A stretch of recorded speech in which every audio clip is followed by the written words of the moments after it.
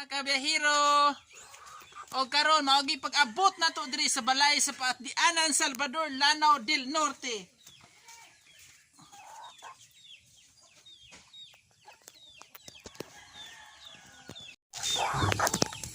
Mayong hapon mga kabiyahero, is karon is maogi pag-abot na to 5:15 sa hapon, gikan ta nag-duty sa Tubod area.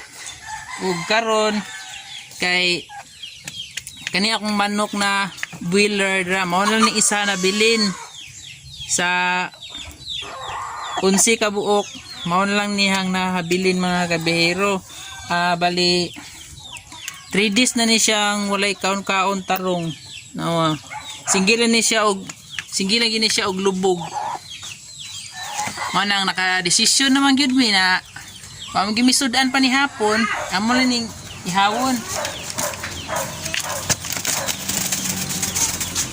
Ibugata na gisa siyang lawas pag-ayo gid mga kabiyahero ay. Oh, dara. Tako na kay siya mga nanas mga 5 kilos. Bugat na kayang lawas bali magkamang na lang siya, di nagi siya mo barog para mulakaw, kamang na lang gid iya. Wala siya tarong kaon.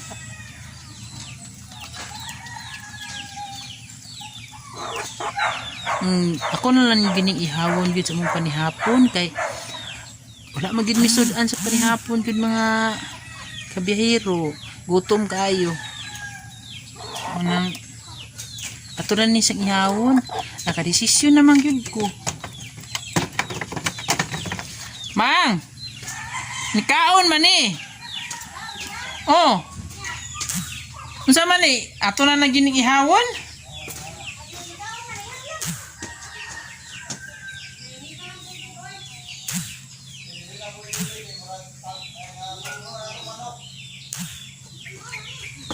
Nakadungog siya, gihawon siya, gitakangan sa takuri. Nikao na siya.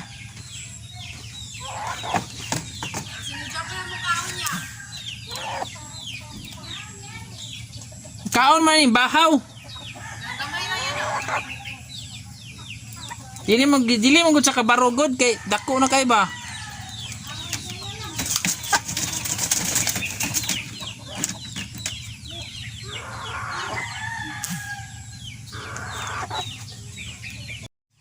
Maayong hapon mga kabiyahero, mapalagi pag-abot na to diri sa balay na to, diri sa Salvador, sa Paatianan. Ug karon nga nakanahuna man ko na naamgo tay isa ka boiler din na habilin gud. Nya limpyo ka ni.